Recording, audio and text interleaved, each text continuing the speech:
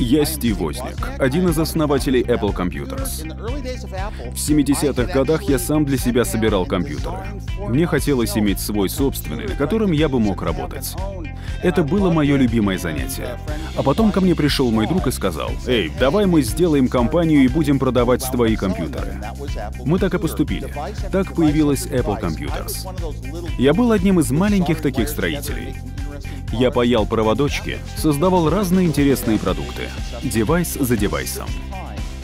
Apple II — компьютер, который сделал нашу компанию большой и успешной. Это был 6-й раз, когда я собрал какую-то систему ради собственного развлечения, а Стив Джобс успешно ее продал.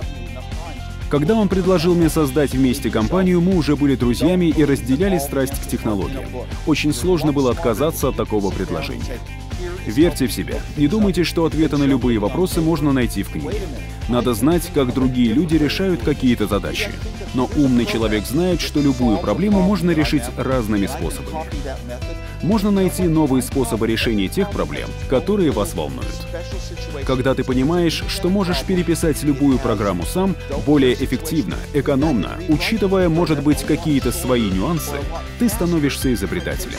Ты не копируешь чужие решения, а заново изобретаешь что-то свое. И для этого обязательно нужно верить в себя.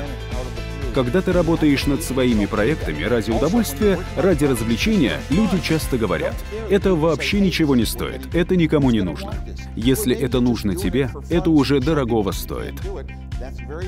Дело жизни всегда начинается с маленького домашнего проекта. Я вспоминаю первые программы, которые я писал. Я переписывал их снова и снова, использовал написанный ранее код, как математические системы развиваются с простейшей операции сложения до математического анализа. И вы тоже верьте в себя. Когда люди говорят вам: «Твоя идея не сработает, эту задачу нельзя решить таким методом, это невозможно», воспринимайте это как вызов. Докажите, что они не правы. И помните, когда вы молоды, у вас много свободного времени. Вы в прекрасной интеллектуальной и физической форме. Вы можете работать до глубокой ночи. Не тратьте свою жизнь на всякую ерунду, приходя домой после университета. Если есть вызовы, которые вам интересны, принимайте их. Интернет помогает учиться. Для того, чтобы научиться чему-нибудь, не обязательно идти в университет или слушать курс лекций. Сейчас можно учиться настолько быстро, насколько вы можете всему, чему угодно. Верьте в себя. Посмотрите на все технологические компании, Apple и множество других. Вы можете создать такое же. План Б на сайте rbk.ru. Дизайн — это весьма растяжимое понятие. Я даже не знаю, что это значит наверняка. Мы еще не затрагивали тему дизайна, а говорили в общем, как все устроено и работает. Большинство людей думает, что дизайн — это вроде внешнего вида. Но это совсем не так. Скорее, дизайн — примерная видимость той или иной вещи в действительности. Я считаю, что Стив профессионал в области дизайна. Притом на деле, а не только на словах. Он действительно в этом разбирается. Стив не только чемпион по дизайну, он также может создавать общие логотипы компаний. Но на такую интересную работу у него уходит достаточно много времени.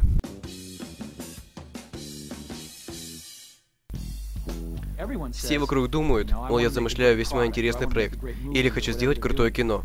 Да пожалуйста. Только вот дизайн чего-либо создать гораздо труднее.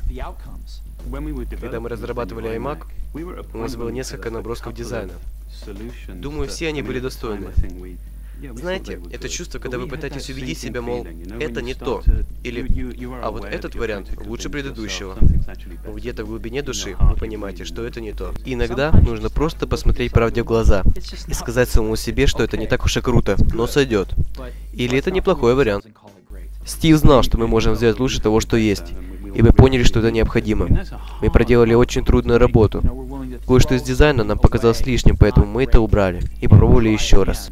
Особенно трудно, когда на тебя возлагают большие надежды и говорят что-то вроде: «Давай, мы верим в тебя, ты сможешь».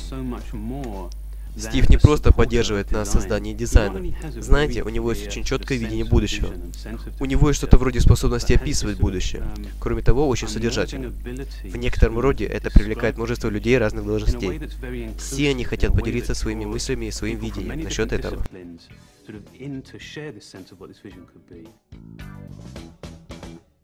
Really fair or the best thing for consumers who buy, say, an iPad or an iPhone to just be abrupt? In other words, if we're in a transition where there are better things in Flash, why be abrupt and cut off consumers? Sure. Well, two things. Number one, I'll come back in a minute to what really happened there, because what you said isn't exactly chronologically correct. But Apple is a company that doesn't have the most resources of everybody in the world. And the way we've succeeded is by choosing what horses to ride really carefully, technically. We try to look for these technical vectors that have a future and that are headed up. And, you know, technology, different pieces of technology kind of go in cycles. They have their springs and summers and autumns, and then they go to the graveyard of technology. And so we try to pick things that are in their springs. And if you choose wisely, you can save yourself an enormous amount of work versus trying to do everything. And you can really put energy into making those new emerging technologies be great on your platform, rather than just okay because you're spreading yourself too thin. So we have a history of doing that. As an example, we went from the 5-inch floppy disk to the 3.5-inch floppy disk with the Mac. Before other people, right? We were the first to do that. We made the 3.5-inch floppy disk popular. Sony invented it, and we put it in the first products. And there were some good reasons we did that. We got rid of the floppy disk altogether in 1998 with the first iMac.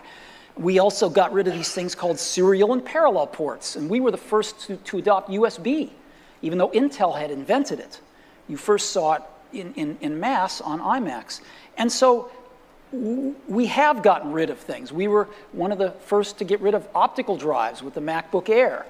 And I think things are moving in that direction as well. And sometimes when we get rid of things like the floppy disk drive on the original iMac, people call us crazy. Or at least premature, maybe. No, they call us crazy. Oh, okay.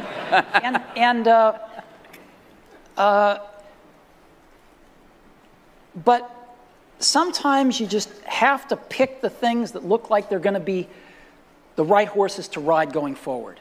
And Flash looks like a technology that had its day, but is really is waning. It's a Flash site on the web. It probably uses other technologies too, but it doesn't work on the iPad. Mm-hmm. What if people say, the iPad is crippled in this respect? Well, I'd say two things. Number one, things are packages of emphasis.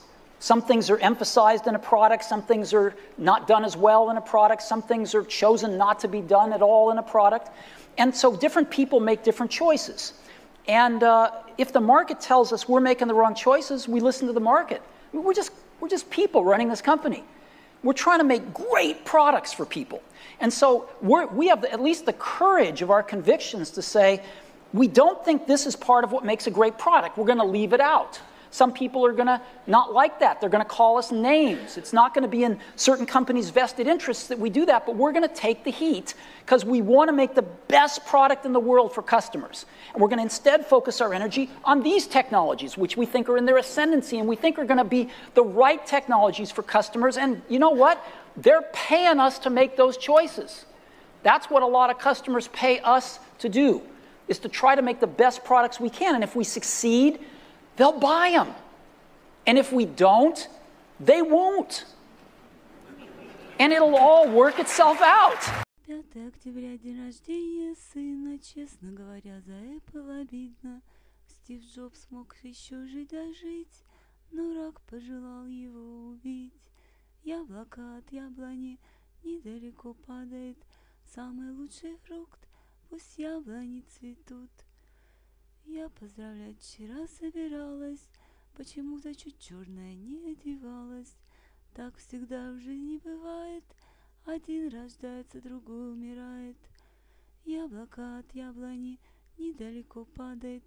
Самый лучший фрукт, пусть яблони цветут. Несколько дней тому назад больно мне было читать. Старый Apple компьютер хотят хоронить, на запчасти, как на органы, хотят предложить. Яблоко от яблони недалеко падает. Самый лучший фрукт, пусть яблони цветут. Да прожил счастливую жизнь, мир любил и смог изменить. Пусть вчерашний о будущем ролик воспримем, как благословленный тобою. Яблоко от яблони недалеко падает. Самый лучший фрукт, пусть яблони цветут.